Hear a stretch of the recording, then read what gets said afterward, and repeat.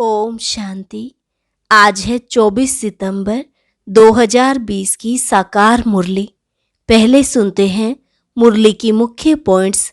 बाबा ने कहा, तुम्हें सर्विस बहुत अच्छी रीति करनी चाहिए, तभी लॉटरी मिलेगी। यह बहुत भारी ईश्वरीय लॉटरी है, इससे ही तुम राजा रानी बनेंगे। जो अच्छी रीति पढ़ते और पढ़ाते हैं वही उच्च पद पाएंगे। आत्मा जैसा पुरुषार्थ करती है ऐसा ही बनती है। फिर कहा, अपनी उन्नति करनी है तो चार्ट रखो, सारे दिन में कोई पाप कर्म तो नहीं किया, नहीं तो 100 गुना पाप बन जाएगा। अपने ऊपर रहम कर अपनी चलन देखते रहो। अगर हम भूलें करते रहेंगे तो रजिस्टर खराब हो जाएगा। दैवी चलन होनी चाहिए। अपने दिल से पूछना चाहिए, हम सर्विस करते हैं या सिर्फ खाते हैं सोते हैं। यज्ञ में कोई भी पाप का काम नहीं करना। यज्ञ की संभाल करने वाले बैठे हैं, उनकी राय से करो। यहाँ तुम आए ही हो पुण्य आत्मा बनने। कहते हैं ना, जो खिलाओ जहाँ बिठाओ। तो और सभी आशाएं अब छोड़ देनी हैं, नहीं तो पाप बनता जाएगा। आंखें तो सबको हैं, परंतु क्रिमिनल हैं, तो उनको अब सिविल बनाना है। मनुष्य समझते हैं घर में रहते यह नहीं हो सकता। बाप कहते हैं हो सकता है, क्योंकि आमदनी बहुत बहुत है। और लास्ट में बाबा ने कहा, अभी यह समय बेहद के बाप से बेहद का वर्षा लेने का है। जितना लेंगे उतना ही जन्म जन्मांतर कल्प कल्पांतर मिलेगा, नहीं तो फिर बहुत पछताएंगे। अंत समय सबको साक्षात्कार होगा। अब सुनते हैं महावाक्यों को विस्तार से। मुरली का सार। मीठे बच्चे, पुण्य आत्मा बनने के लिए जितना हो सके अच्छा कर्म करो, ऑलराउंडर बनो, दैवी गुण धारण करो। पुण्य आत्मा बनने के लिए जितना हो सके अच्छा कर्म करो, ऑलराउंडर बनो, दैवी गुण धारण करो। प्रश्न, कौन सी मेहनत करने से तुम बच्चे पद्मा पदमपति बनते हो? उत्तर, सबसे बड़ी मेहनत है क्रिमिनल आई को सिविल आई बनाना। आंखें ही बहुत धोखा देती हैं। आंखों को सिविल बनाने के लिए बाप ने युक्ति बतलाई है कि बच्चे आत्मिक दृष्टि से देखो, देह को नहीं देखो। मैं आत्मा हूं, यह पक्का अभ्यास करो। इसी मेहनत से तुम जन्म जन्मांतर के लिए पदमपति बन जाएंगे। गीत, धीरज धर मनवा धीरज धर, तेरे सुख के दिन आए कि आए। ओम शांति। यह किसने कहा? शिव बाबा ने शरीर द्वारा कहा। कोई भी आत्मा शरीर बिगर बोल नहीं सकती। बाप भी शरीर में प्रवेश कर आत्माओं को समझाते हैं, बच्चे अभी तुम्हारा जिस्मानी कनेक्शन नहीं है, यह है रूहानी कनेक्शन। आत्मा को ज्ञान मिलता है परम पिता परमात्मा से। देहधारी जो भी हैं सब पढ़ रहे हैं। बाप को तो अपनी देह है नहीं, तो थोड़े टाइम के लिए इनका आधार लिया है। अब बाप कहते हैं, अपने को आत्मा निश्चय कर बैठो। बेहद का बाप हम आत्माओं को समझाते हैं, उनके बिगर ऐसे कोई समझा न सके। आत्मा आत्मा को कैसे समझाएगी? आत्माओं को समझाने वाला परमात्मा चाहिए। उनको कोई भी जानते नहीं। त्रिमूर्ति से भी शिव को उड़ा दिया है। ब्रह्मा द्वारा स्थापना कौन कराएंगे? ब्रह्मा तो नई दुनिया का रचयिता नहीं है। बेहद का बाप रचयिता सबका एक ही शिव बाबा है। ब्रह्मा भी सिर्फ अभी तुम्हारा बाप है, फिर नहीं होगा। वहां तो अर्थात सतयुग में लौकिक बाप ही होता है। कलयुग में होता है लौकिक और पारलौकिक। अभी संगम पर लौकिक, अलौकिक और पारलौकिक 3 बाप हैं। बाप कहते हैं, सुख धाम में मुझे कोई याद ही नहीं करता। विश्व का मालिक बाप ने बनाया, फिर चिल्लाएंगे क्यों? वहां और कोई खंड नहीं होते, सिर्फ सूर्यवंशी ही होते हैं। चंद्रवंशी भी बाद में आते हैं। अब बाप कहते हैं, बच्चे धीरज धरो, बाकी थोड़े दिन हैं। पुरुषार्थ अच्छी रीति करो। दैवी गुण धारण नहीं करेंगे तो पद भी भ्रष्ट हो जाएगा। यह बहुत बड़ी लॉटरी है। बैरिस्टर, सर्जन आदि बनना भी लॉटरी है ना। बहुत पैसा कमाते हैं, बहुतों पर हुक्म चलाते हैं। जो अच्छी रीति पढ़ते पढ़ाते हैं वह उच्च पद पाएंगे। बाप को याद करने से विकर्म विनाश होंगे। बाप को भी घड़ी घड़ी भूल जाते हैं। माया याद भुला देती है, ज्ञान नहीं भुलाती है। बाप कहते भी हैं, अपनी उन्नति करनी है तो चार्ट रखो। सारे दिन में कोई पाप कर्म तो नहीं किया, नहीं तो 100 गुना पाप बन जाएगा। यज्ञ की संभाल करने वाले बैठे हैं, उनकी राय से करो। कहते भी हैं, जो खिलाओ जहां बिठाओ, तो बाकी और आशाएं छोड़ देनी है, नहीं तो पाप बनता जाएगा। आत्मा पवित्र कैसे बनेगी? यज्ञ में कोई भी पाप का काम नहीं करना है। यहाँ तुम पुण्य आत्मा बनते हो। चोरी चकारी आदि करना पाप है ना। माया की प्रवेशा है। न योग में रह सकते, न ज्ञान की धारणा करते हैं। अपने दिल से पूछना चाहिए, हम अगर अंधों की लाठी ना बने तो क्या ठहरे? अंधे ही कहेंगे ना। इस समय के लिए ही गाया हुआ है धृतराष्ट्र के बच्चे। वह है, रावण राज्य में तुम हो संगम पर, राम राज्य में फिर सुख पाने वाले हो। परमपिता परमात्मा कैसे सुख देते हैं किसकी बुद्धि में नहीं आता। कितना भी अच्छी रीति समझाओ फिर भी बुद्धि में नहीं बैठता। अपने को जब आत्मा समझें तब परमात्मा का ज्ञान भी समझ सके। आत्मा ही जैसा पुरुषार्थ करती है ऐसा बनती है। गायन भी है, अंत काल जो श्री सिमरे, वैश्य योनि वलवल उतरे। बाप कहते हैं, जो मुझे याद करेंगे तो मेरे को पाएंगे, नहीं तो बहुत बहुत सजाएं खाकर आएंगे। सतयुग में भी नहीं, त्रेता के भी पिछाड़ी में आएंगे। सतयुग त्रेता को कहा जाता है ब्रह्मा का दिन। एक ब्रह्मा तो नहीं होगा, ब्रह्मा के तो बहुत बच्चे हैं ना।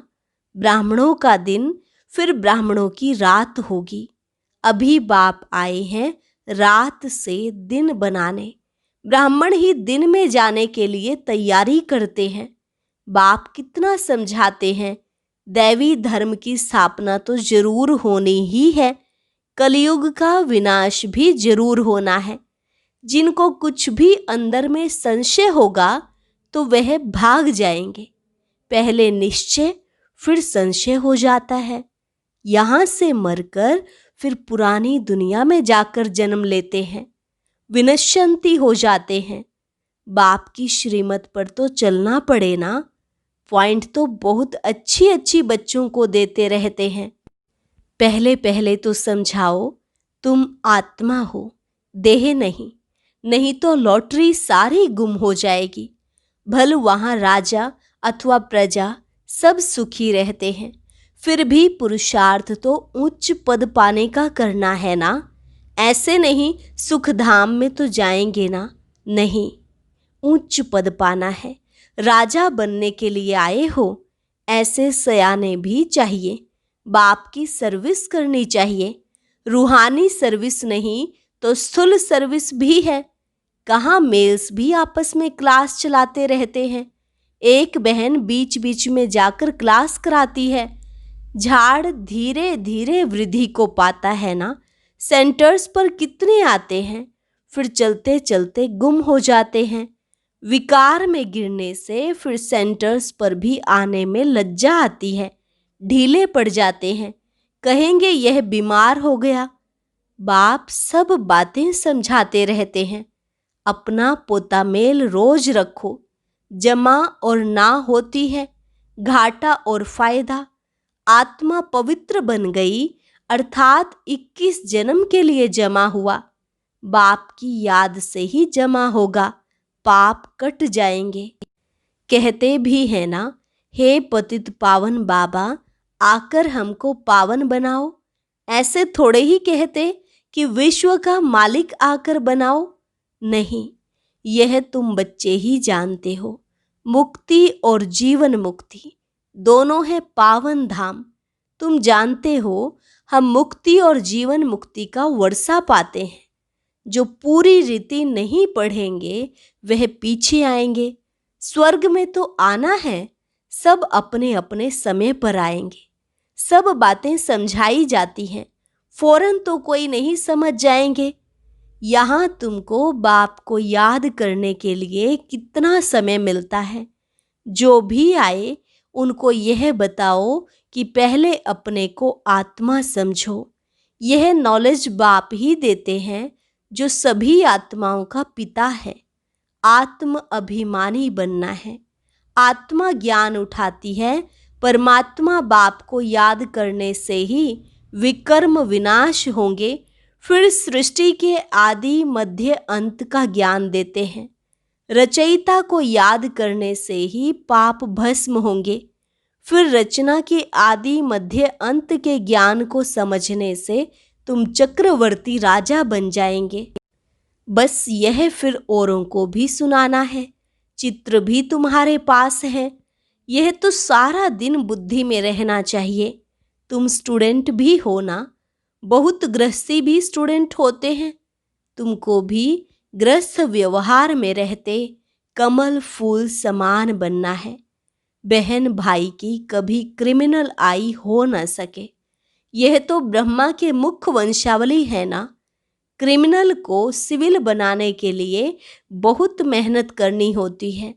आधा कल्प की आदत पड़ी हुई है, उनको निकालने में बड़ी मेहनत है। सब लिखते हैं यह पॉइंट जो बाबा ने समझाई है, क्रिमिनल आई को निकालने की, यह बहुत कड़ी है। घड़ी घड़ी बुद्धि चली जाती है, बहुत संकल्प आते हैं। अब आँखों का क्या करें? सूरदास का दृष्टांत देते हैं। वह तो एक कहानी बना दी है। देखा, आंखें हमको धोखा देती हैं तो आंखें निकाल दी। अभी तो वह बात है नहीं। यह आंखें तो सबको हैं, परंतु क्रिमिनल हैं, उनको सिविल बनाना है। मनुष्य समझते हैं घर में रहते यह नहीं हो सकता। बाप कहते हैं हो सकता है, क्योंकि आमदनी बहुत बहुत है। तुम जन्म जन्मांतर के लिए पदमपति बनते हो, वहां गिनती होती ही नहीं। आजकल बाबा नाम ही पदमपति पद्मावती दे देते हैं। तुम अनगिनत पदमपति बनते हो, वहां गिनती होती ही नहीं। गिनती तब होती है जब रुपये पैसे आदि निकलते हैं। वहां तो सोने चांदी की मोहरें काम में आती हैं। आगे राम सीता के राज्य की मोहरें आदि मिलती थी। बाकी सूर्यवंशी राजाई की कभी नहीं देखी है। चंद्रवंशी की ही देखते आए। पहले तो सब सोने के सिक्के ही थे, फिर चांदी के। यह तांबा आदि तो पीछे निकला है। अभी तुम बच्चे बाप से फिर वर्षा लेते हो। सतयुग में जो रस्म रिवाज चलनी होगी वह तो चलेगी ही। तुम अपना पुरुषार्थ करो। स्वर्ग में बहुत थोड़े होते हैं, आयु भी बड़ी होती है, अकाले मृत्यु नहीं होती। तुम समझते हो हम काल पर जीत पाते हैं। मरने का नाम ही नहीं, उसको कहते हैं अमर लोक। यह है मृत्यु लोक। अमर लोक में हाहाकार होती नहीं। कोई बूढ़ा मरेगा तो और ही खुशी होगी, जाकर छोटा बच्चा बनेंगे। यहाँ पर तो मरने पर रोने लगते हैं। तुमको कितना अच्छा ज्ञान मिलता है, कितनी धारणा होनी चाहिए। औरों को भी समझाना पड़ता है। बाबा को कोई कहे हम रूहानी सर्विस करना चाहते हैं, बाबा झट कहेंगे भले करो। बाबा कोई को मना नहीं करते हैं। ज्ञान नहीं है तो बाकी अज्ञान ही है। अज्ञान से फिर बहुत डिससर्विस कर देते हैं। सर्विस तो अच्छी रीति करनी चाहिए ना, तभी लॉटरी मिलेगी। बहुत भारी लॉटरी है। यह है ईश्वरीय लॉटरी। तुम राजा रानी बनेंगे तो तुम्हारे पोत्रे पोत्रियां सब खाते आएंगे। यहाँ तो हर एक अपने कर्मों अनुसार फल पाते हैं। कोई बहुत धन दान करते हैं तो राजा बनते हैं। तो बाप बच्चों को सब कुछ समझाते हैं। अच्छी रीति समझकर और धारणा करनी है। सर्विस भी करनी है। सैकड़ों की सर्विस होती है। कहाँ कहाँ भक्ति भाव वाले बहुत अच्छे होते हैं। बहुत भक्ति की होगी तभी ज्ञान भी जचेगा। चेहरे से ही मालूम पड़ता है। सुनने से खुश होते रहेंगे। जो नहीं समझेंगे वह तो इधर उधर देखते रहेंगे या आंखें बंद कर बैठेंगे। बाबा सब देखते हैं। किसको सिखलाते नहीं हैं तो गोया समझते कुछ नहीं। एक कान से सुन दूसरे से निकाल देते हैं। अभी यह समय है बेहद के बाप से बेहद का वर्षा लेने का। जितना लेंगे जन्म जन्मांतर कल्प कल्पांतर मिलेगा। नहीं तो फिर पीछे बहुत पछताएंगे। फिर सबको साक्षात्कार होगा। हमने पूरा पढ़ा नहीं इसलिए पद भी नहीं पा सकेंगे। बाकी क्या जाकर बनेंगे? नौकर चाकर, साधारण प्रजा। यह राजधानी स्थापन हो रही है। जैसा जैसा करते हैं उस अनुसार फल मिलता है। नई दुनिया के लिए सिर्फ तुम ही पुरुषार्थ करते हो। मनुष्य दान पुण्य करते हैं, वह भी इस दुनिया के लिए। यह तो कॉमन बात है। हम अच्छा काम करते हैं तो उसका दूसरे जन्म में अच्छा फल मिलेगा। तुम्हारी तो है 21 जन्मों की बात। जितना हो सके अच्छा कर्म करो, ऑलराउंडर बनो। नंबर 1 पहले ज्ञानी तू आत्मा और योगी तू आत्मा चाहिए। ज्ञानी भी चाहिए। भाषण के लिए महारथियों को बुलाते हैं ना, जो सब प्रकार की सर्विस करते हैं, तो पुण्य तो होता ही है। सब्जेक्ट्स है ना, योग में रहकर कोई भी काम करें तो अच्छे मार्क्स मिल सकते हैं। अपने दिल से पूछना चाहिए, हम सर्विस करते हैं या सिर्फ खाते हैं सोते हैं? यहाँ तो यह पढ़ाई है और कोई बात नहीं। तुम मनुष्य से देवता, नर से नारायण बनते हो। अमर कथा, तीजरी की कथा है यही एक। मनुष्य तो सब झूठी कथाएं जाकर सुनते हैं। तीसरा नेत्र तो सिवाय बाप के कोई दे ना सके। अभी तुमको तीसरा नेत्र मिला है, जिससे तुम सृष्टि के आदि मध्य अंत को जानते हो। इस पढ़ाई में कुमार कुमारियों को बहुत तीखा जाना चाहिए। चित्र भी हैं। कोई से पूछना चाहिए, गीता का भगवान कौन है? मुख्य बात ही यह है। भगवान तो एक ही होता है, जिससे वर्षा मिलता है मुक्ति धाम का। हम वहाँ रहने वाले हैं, यहाँ आए हैं पार्ट बजाने। अब पावन कैसे बने? पतित पावन तो एक ही बाप है। आगे चलकर तुम बच्चों की अवस्था भी बहुत अच्छी हो जाएगी। बाप किस्म किस्म से समझाने देते रहते हैं। एक तो बाप को याद करना है तो जन्म जन्मांतर के पाप मिट जाएंगे। अपने दिल से पूछना है, हम कितना याद करते हैं? चार्ट रखना अच्छा है। अपनी उन्नति करो। अपने ऊपर रहम कर अपनी चलन देखते रहो। अगर हम भूले करते रहेंगे तो रजिस्टर खराब हो जाएगा। इसमें दैवी चलन होनी चाहिए। गायन भी है ना, जो खिलाएंगे, जहाँ बिठाएंगे, जो डायरेक्शन देंगे वह करेंगे। डायरेक्शन तो जरूर तन दवारा देंगे ना। गेटवे टू स्वर्ग, यह अक्षर अच्छा है। यह द्वार है स्वर्ग जाने का। अच्छा, मीठे मीठे सिकिलधे बच्चों प्रति मात पिता बाप दादा का याद प्यार और गुड मॉर्निंग। रूहानी बाप की रूहानी बच्चों को नमस्ते। रूहानी बच्चों की रूहानी बाप दादा को नमस्ते नमस्ते, गुड मॉर्निंग। धारणा के लिए मुख्य सार।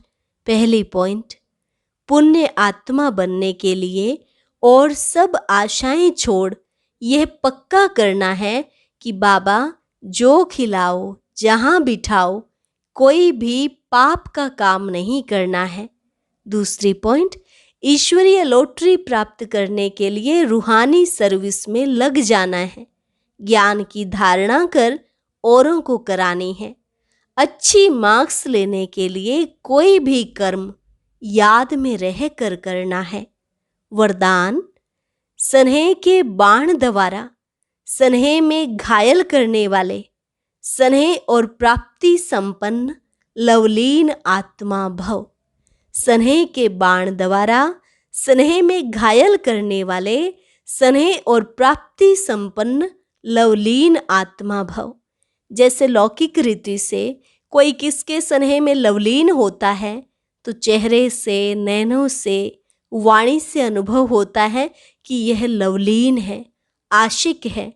ऐसे जब स्टेज पर जाते हो तो जितना अपने अंदर बाप का स्नेह इमर्ज होगा, उतना ही स्नेह का बाण औरों को भी स्नेह में घायल कर देगा।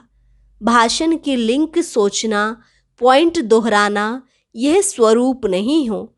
स्नेह और प्राप्ति का संपन्न स्वरूप लवलीन स्वरूप हो।